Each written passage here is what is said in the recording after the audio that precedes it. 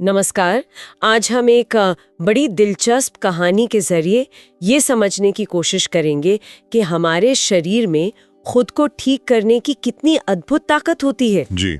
हमारे पास एक कहानी है, शरीर की रहस्यमयी स्व चिकित्सा शक्ति। हम उसी के कुछ हिस्सों पर गौर करेंगे। ये कहानी बताती है कि कैसे हमारा शरीर मतलब बिना बाहरी दवाओं के भी खुद को सेहतमंद रख सकता है। हाँ, ये काफी आकर्षक विचार है। बिल्कुल। तो हम इसके जो मुख्य आइडियाज हैं, जैसे कि एक अंदरूनी डॉक्टर का कॉन्सेप्ट है इसमें, और कुछ प्राकृतिक तरीके बताए गए हैं, उनकी गहराई में जाएंगे। जी। तो सवाल यही उठता है कि क्या वाकई शरीर बाहरी मदद के बिना अपना इलाज कर सकता है, जैसा ये कहानी कह रही है?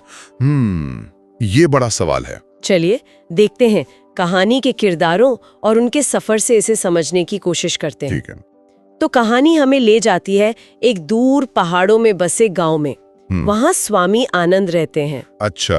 और उन्हें योग, ध्यान और ये जो बॉडी की सेल्फ हीलिंग पावर है, इसका बड़ा गहरा ज्ञान माना जाता है। लोग कहते थे कि वो बिना दवा के ही लोगों को ठीक कर देते हैं। अच्छा, चमत्कारी जैसा मानते होंगे लोग। हाँ, कुछ वैसा ही। तो इसी गांव में एक नौजवान है अर्जुन। वो बचपन से ही मतलब काफी बीमार और कमजोर सा रहा है। शहर के कई डॉक्टरों, वैद्यों को दिखाया, पर कहीं कोई स्थायी समाधान नहीं मिला उसे। जी, ये तो आम कहानी है कई बार। बिल्कुल। तो अर्जुन की माँ बहुत निराश थी, लेकिन फिर उन्होंने स्वामी आनंद के बारे में सुना। एक आखिरी उम्मीद लेकर वो अर्जुन को उनके आश्रम ले गई।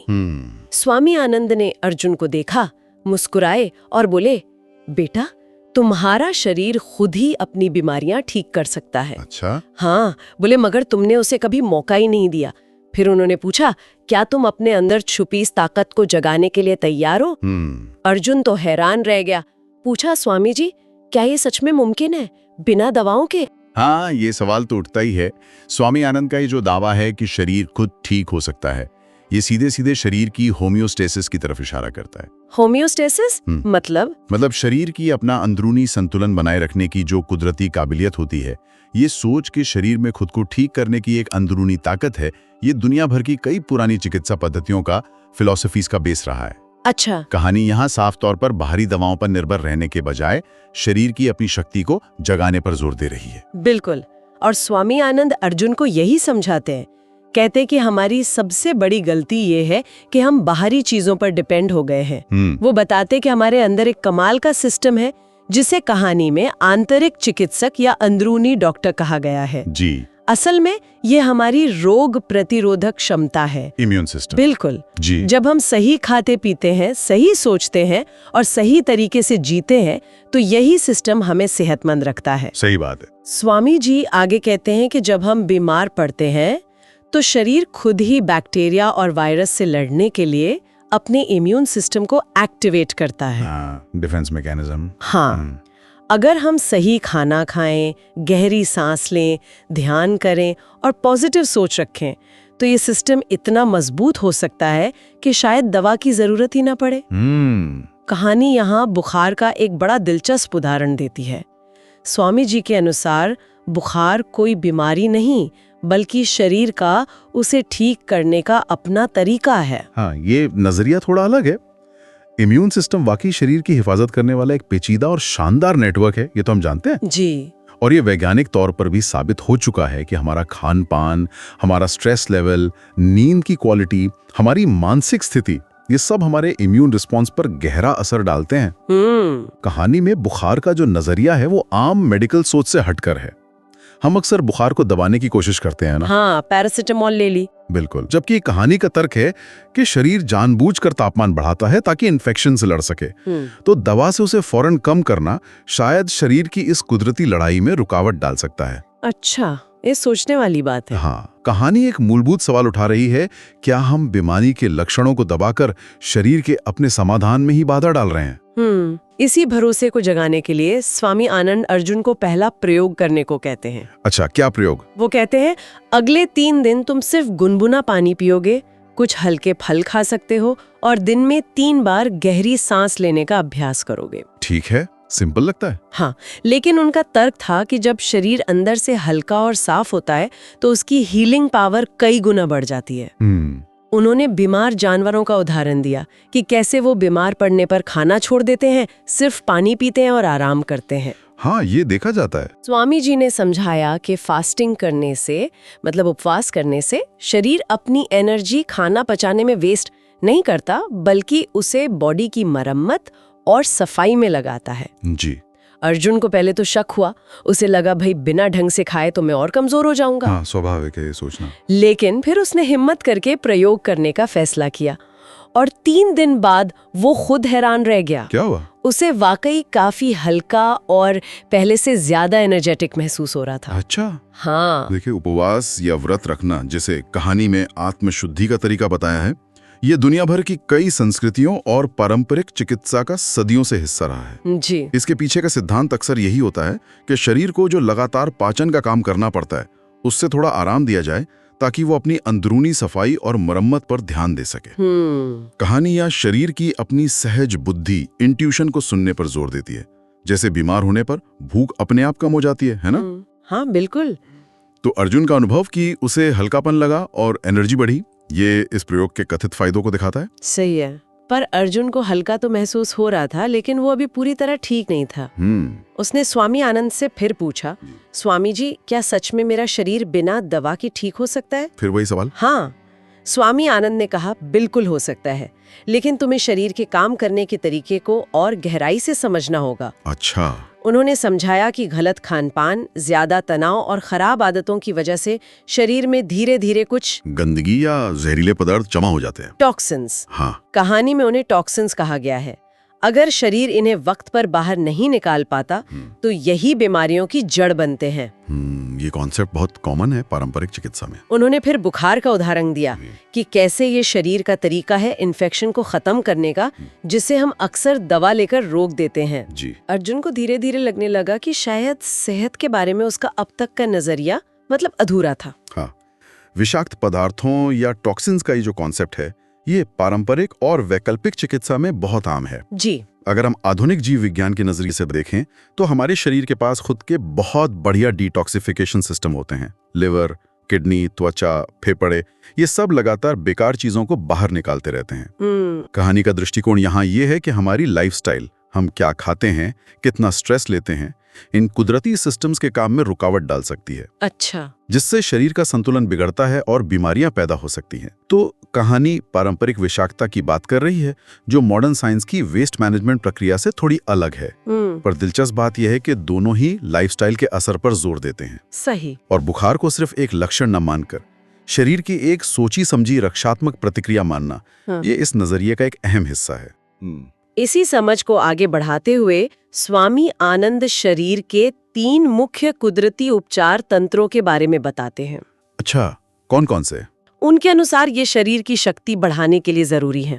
पहला है उपवास और पाचन तंत्र की सफाई। कहानी इसे ऑटोफेजी से जोड़ती है। हाँ, ऑटोफेजी, ये एक वास्तविक साइंटिफिक प्रोसेस है। अच्छा, ये क्या होता है? ये शरीर की अपनी पुरानी या खराब हो चुकी कोशिकाओं को साफ करने और रिसाइकिल करने की प्रक्रिया है। उपवास के दौरान ये तेज हो जाती है। अरे वाह! तो दूसरा है गहरी सांसें और प्राणायाम। उनका कहना है कि गहरी सांस लेने से शरीर को ज्यादा ऑक्सीजन मिलती है, खून साफ होता है और एनर्जी लेवल बढ़ता है। जी, ऑक्सीजन तो जरूरी है ही। और तीसरा है नींद और आराम। गहरी नींद में ही शरीर अपनी सबसे ज्यादा मरम्मत करता है। बिल्कुल, इसीलिए शायद बीमार होने पर ज्यादा नींद आती है। हाँ, शायद इसीलिए।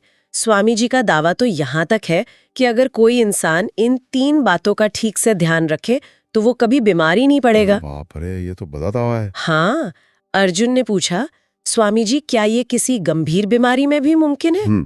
स्वामी जी ने जवाब दिया, हर बीमारी ठीक हो सकती है। सब कुछ इस बात पर निर्भर करता है कि हम कितनी लगन और विश्वास से शरीर की अपनी ताकत को जगाते हैं। अच्छा, देखिए, इन तीनों स्तंभों का वैज्ञानिक आधार तो बिल्कुल है। ऑटोफेजी पर तो नोबेल पुरस्कार भी मिला है। ओहो। हाँ, ये कोशिका के अंदर की सफाई और नवीनीकरण में मदद करती है, और उपवास जैसी स्थितियों में ये वाकई तेज हो सकती है। जी।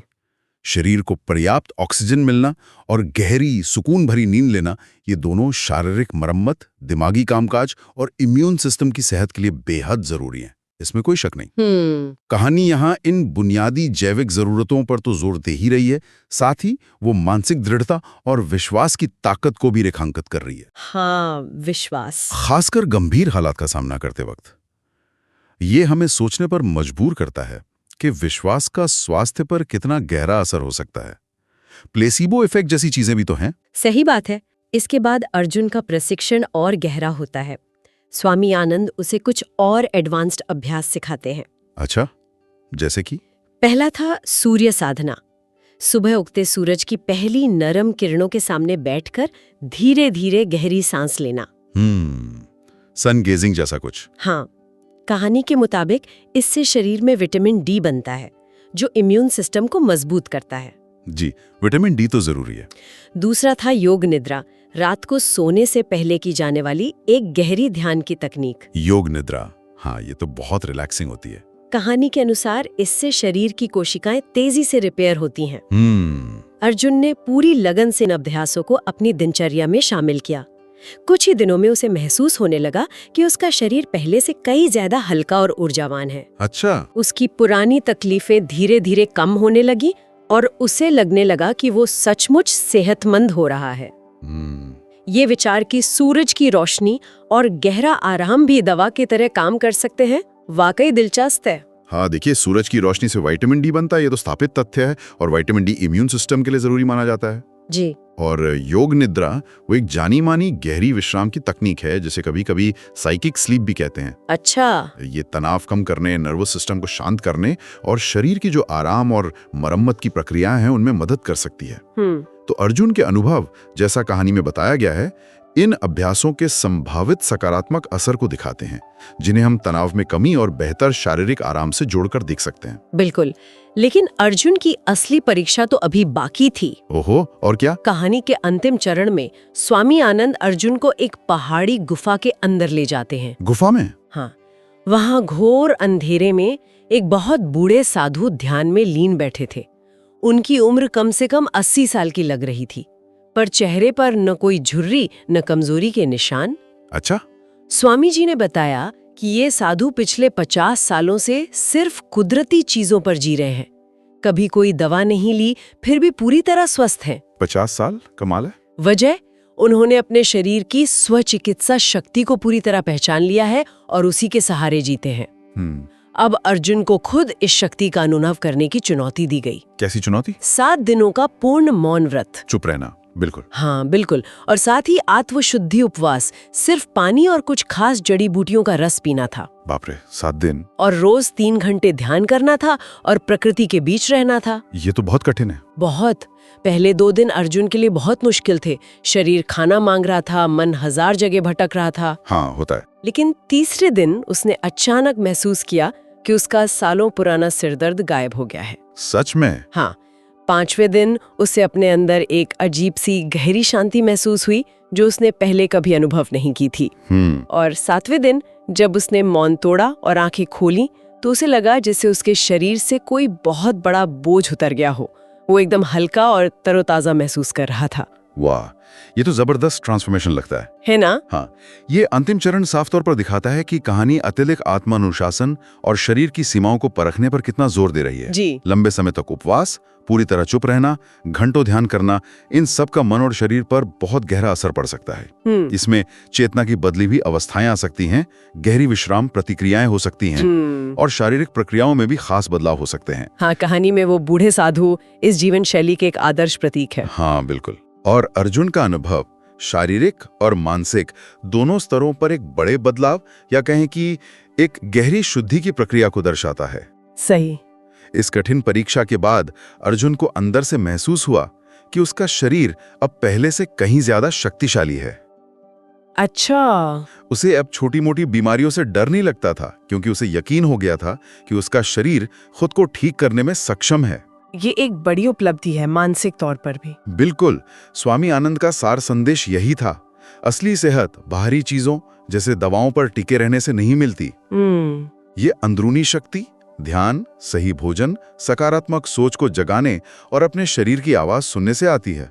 जी। कहानी के अनुसार जो लोग हमेशा दवाओं पर निर्भर रहते हैं, वे शायद कभी पूरी तरह स्वस्थ महसूस नहीं करते, लेकिन जो लोग अपने शरीर की इस अंदरूनी ताकत को पहचान लेते हैं, उन्हें बीमारियां छू भी नहीं पाती। ये एक बहुत बड़ा दावा है, जैसा आपने कहा। हाँ, निश्चित रूप से। कहानी का मुख्य संदेश आत्मनिर्भरता, सेल्फ रिलायंस, सजगता, माइंडफुलनेस और प्रकृति के साथ तालमेल बिठाकर जीने पर केंद्रित है। अपनी ही उपचार क्षमता में विश्वास रखने का विचार मनोवैज्ञानिक स्तर पर बहुत सशक्त महसूस करा सकता है, एम्पावरिंग फीलिंग देता है। सही। यह कहानी पारंपरिक ज्ञान और शरीर की अपनी अंदरूनी समझ, इनेट विजडम पर एक गहरा विश्वास दर्शाती है। ये नजरिया आधुनिक चिकित्सा के दृष्टिकोण से काफी अलग हो सकता है, लेकिन दुनिया की कई संस्कृतियों में इसका बहुत महत्वपूर्ण स्थान रहा है और आज भी है। हाँ बिल्कुल। कहानी का अंत भी काफी सकारात्मक दिखाया गया है। अच्छा। कुछ ही महीनों में अर्जुन अपने गांव के लिए एक मिसाल बन जाता है। उसे देखकर गांव के दूसरे लोग भी योग, ध्यान और प्राकृतिक जीवन शैली अपनाने लगते हैं। अरे वाह! धीरे धीरे पूरा गांव पहले से ज्यादा स्वस्थ और खुशहाल हो जाता है। क्या बात है! मतलब एक व्यक्ति का बदलाव पूरे समुदाय को प्रेरित कर गया। हाँ, कहानी यही दिखाती है। और अंत में स्वामी आनंद का वही संदेश फिर दोहराया जाता है, शरीर को दवाओं से नहीं बल्कि ध्यान, सही भोजन और सकारात्मक सोच से सेहतमंद रखो। जब भी कोई तकलीफ आए तो घबराने के बजाय पहले अपने शरीर को थोड़ा वक्त दो, उसकी सुनो, वो खुद बताएगा कि उसे क्या चाहिए। असली इलाज बाहर की गोलियों में नहीं, हमारे अंदर ही छिपा है। तो आज की इस चर्चा में हमने देखा कि कैसे ये कहानी शरीर के भीतर मौजूद एक गहन स्वचिकित्सा क्षमता के विचार को सामने रखती है। जी। कहानी के अनुसार इस क्षमता को खास जीवन शैली विकल्पों जैसे उपवास, ध्यान, प्राणायाम और एक सकारात्मक मानसिक नजरिए के जरिए सिर्फ जगाया जा सकता है, बल्कि उसे और मजबूत भी किया जा सकता है। यह पारंपरिक ज्ञान और प्रकृति के साथ एक गहरे जुड़ाव पर आधारित दृष्टिकोण है। बिल्कुल। और ये कहानी हमें सोचने पे मजबूर करती है। अगर शरीर में वाकई इतनी क्षमता है जैसा ये कहानी बता रही है, तो हम अपनी रोजमर्रा की जिंदगी में ऐसे कौन से छोटे प्रैक्टिकल बदलाव ला सकते हैं से सुन सके और उसे सहयोग दे सकें। जी। शायद ये अपने खानपान, आराम करने के तरीकों, तनाव को संभालने और यहाँ तक कि अपने विचारों के प्रति ज्यादा जागरूक होने का एक मौका है। बिल्कुल, छोटी शुरुआतें भी बड़ा फर्क ला सकती हैं। और ये सोचने का भी कि हमारी अपनी सेहत का हमारे आसपास के माहौल और समाज की सेहत से क्या रिश्ता है। हाँ, ये जुड़ाव भी बहुत अहम है। मन, शरीर, पर्यावरण सब जुड़े हुए हैं।